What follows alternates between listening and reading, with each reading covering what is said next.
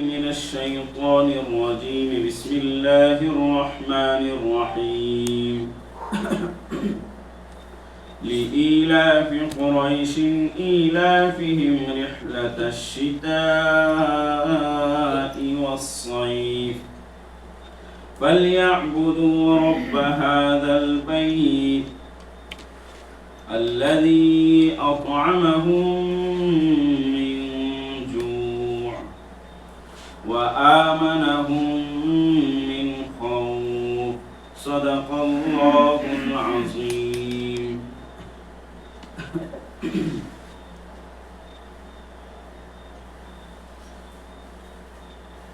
یہ سورہ قریش ہم میں سے اکثر و بیشتر یہ سورت یاد ہوتی ہے اور نمازوں میں بھی اکثر پڑھی جاتی ہے. مکۃ المکرمہ میں نازل ہوئی. اس میں 4 آیتیں، ایک رکوع ہے. نزول کے اعتبار سے 29 نمبر پر ہے. نازل ہونے کے اعتبار سے 29 نمبر پر ہے اور تلاوت کے اعتبار سے 106 نمبر پر ہے اور سورہ 3 کے بعد میں نازل ہوئی. والتین والزیتون کے بعد یہ سورہ قریش نازل ہوئی.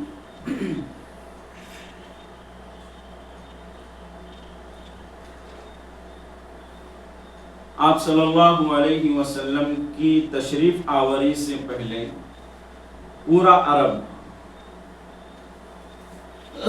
اس کو زمانہ جاہلیت بھی کہا جاتا ہے.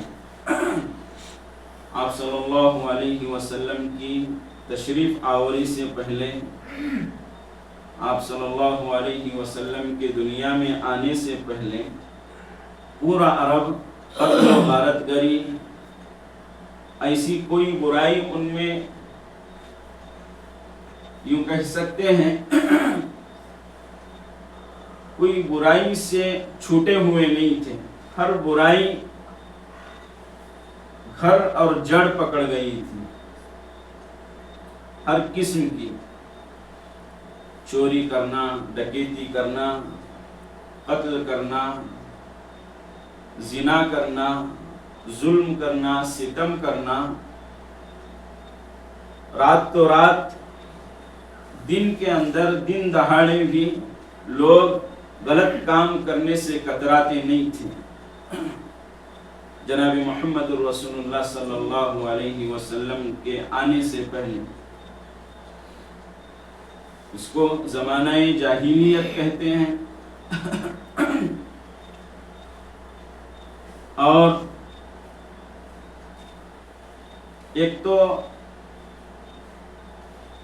چٹیل میدان کی طرح مکۃ المکرمہ کے ارد گرد کے جو علاقے اور مکہ جو ہے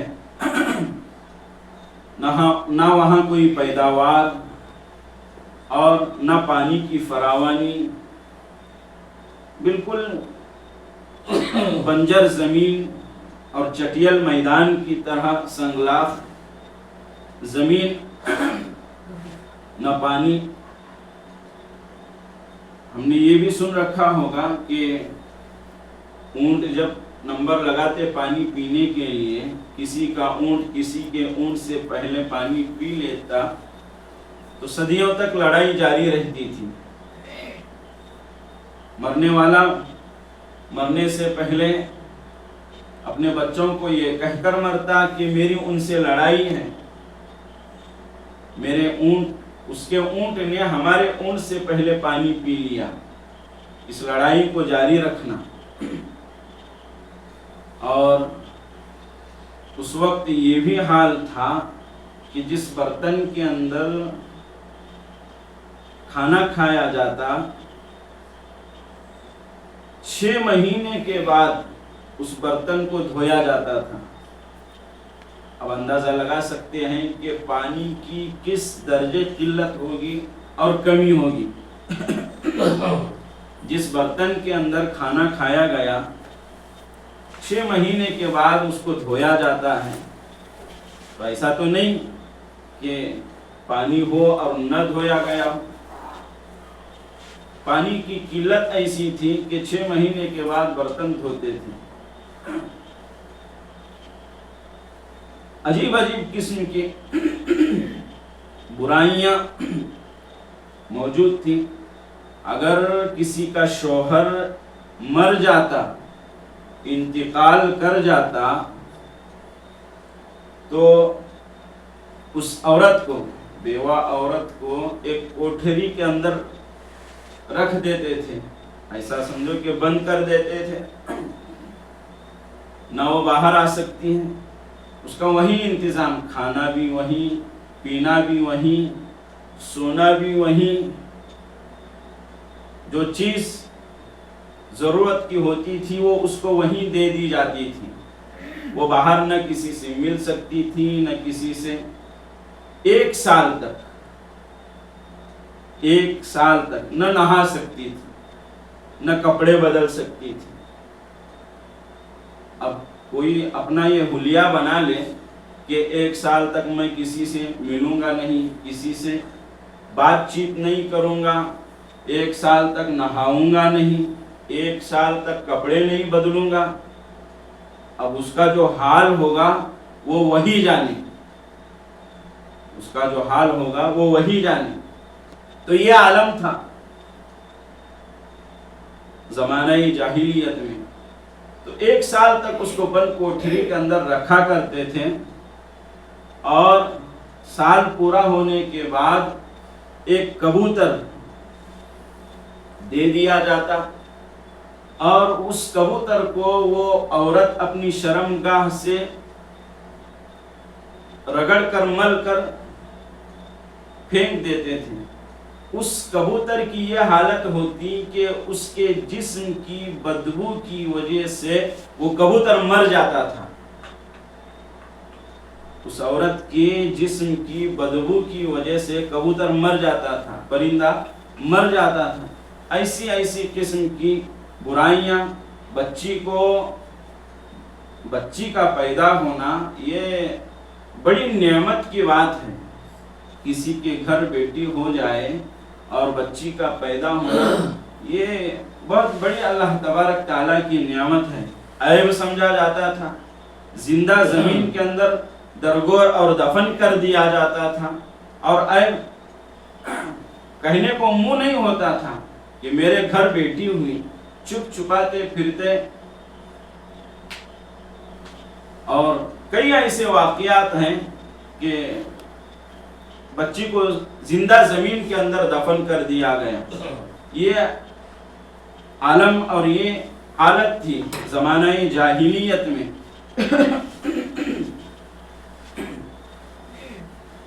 لیکن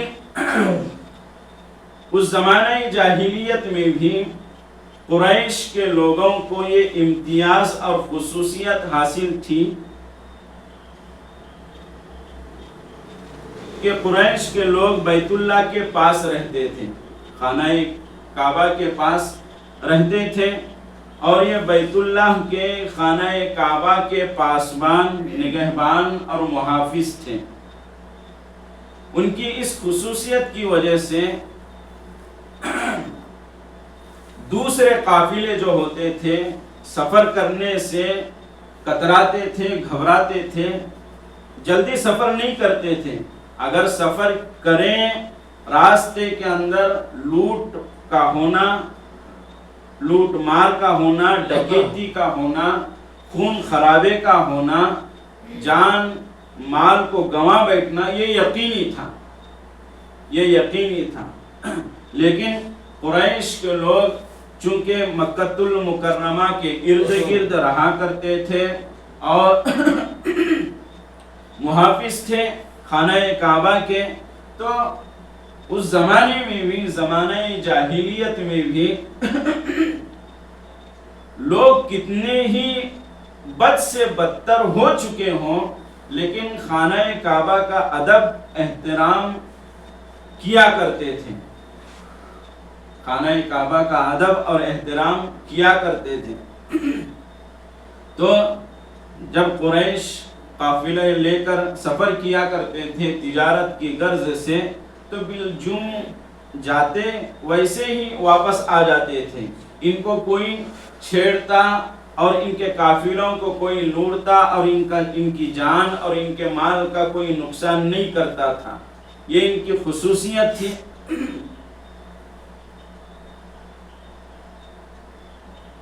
مکہ المکرمہ جیسے میں نے کہا کہ خشک علاقہ تھا، اور قریش کے لوگ سال میں 2 مرتبہ تجارت کی غرض سے سفر کیا کرتے ہیں۔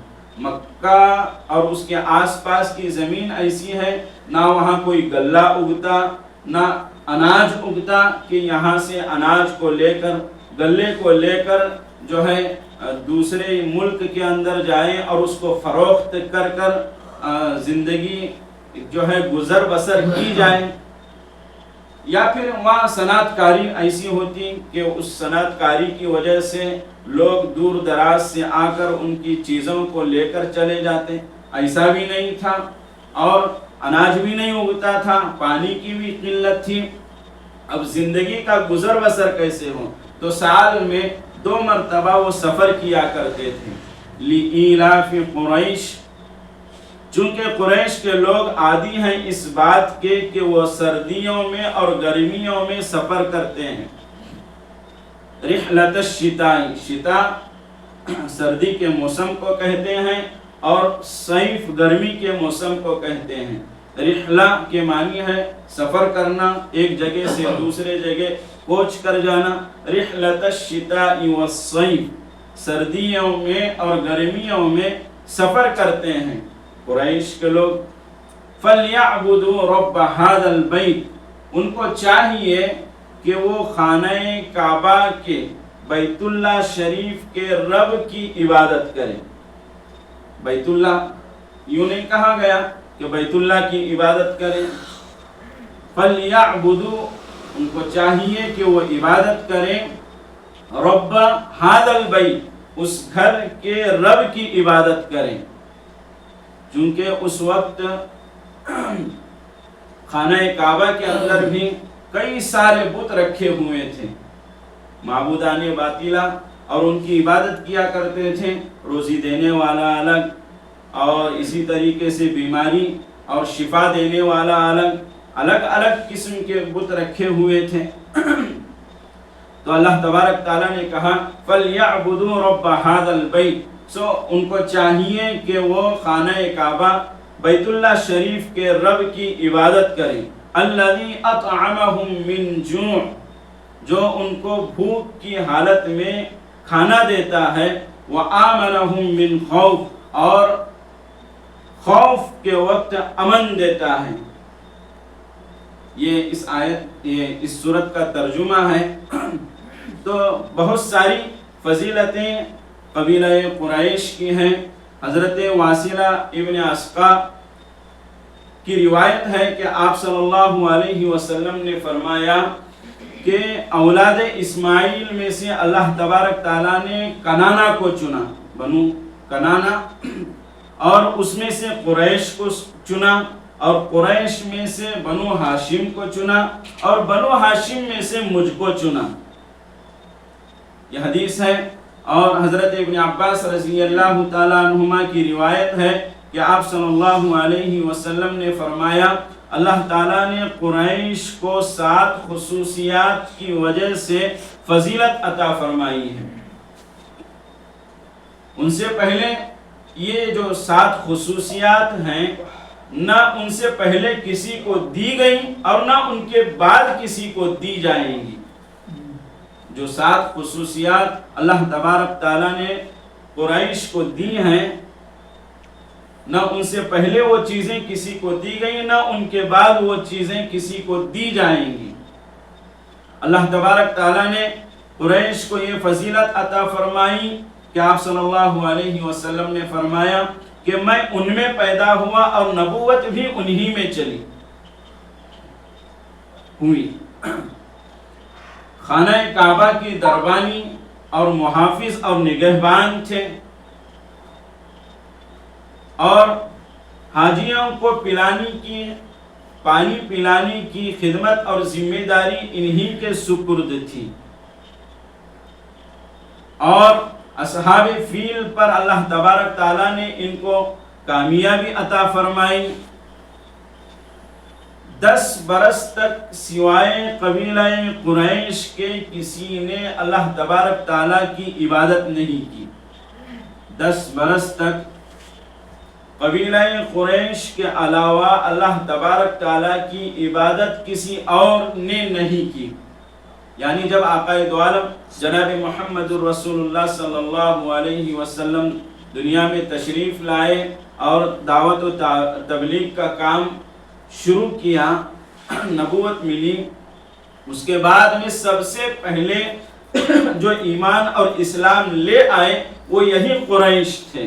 10 برس تک ان کے علاوہ کسی اور نے اسلام قبول نہیں کیا تھا، تو یہ فضیلت بھی، یہ خصوصیت بھی انہی کو ملی۔ اور اللہ تبارک تعالیٰ نے یہ جو سورت نازل فرمائی یہ انہی کے نام سے ہے، سورۃ القریش، اور ان کے علاوہ کسی اور قبیلے کا اس کے اندر ذکر اور تذکرہ نہیں ہے۔ یہ قبیلہ قریش کی خصوصیات میں سے ہے۔ پھر اللہ تبارک تعالیٰ نے وہ چیزیں بھی عطا فرمائی کہ سال میں 2 مرتبہ، یہ 1 مرتبہ یمن کا سفر کرتے تھے۔ یمن گرم علاقہ تھا، گرم ملک تھا، تو ٹھنڈی کے موسم میں یمن کا سفر کرتے تھے اور وہاں جا کر تجارت کر چلے آتے تھے، اور پھر گرمی کے موسم میں ملک شام کا سفر کرتے تھے۔ وہ ٹھنڈا علاقہ، ٹھنڈا ملک تھا، تو گرمی کے موسم میں ملک شام جا کر تجارت کر واپس چلے آتے تھے۔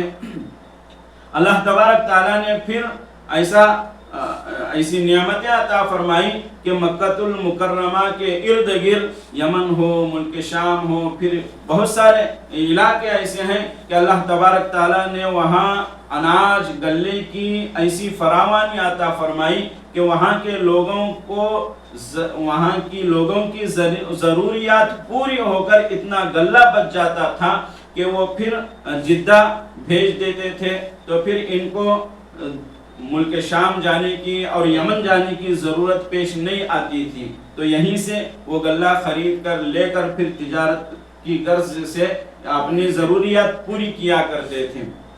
تو یہ اس کی مختصر تشریح ہے، اور اس کے خاصیت میں سے یہ ہے کہ علامہ قزوینی رحمۃ اللہ علیہ کہتے ہیں کہ جس شخص کو کسی دشمن، کسی بلا اور کسی مصیبت کا خوف اور ڈر ہو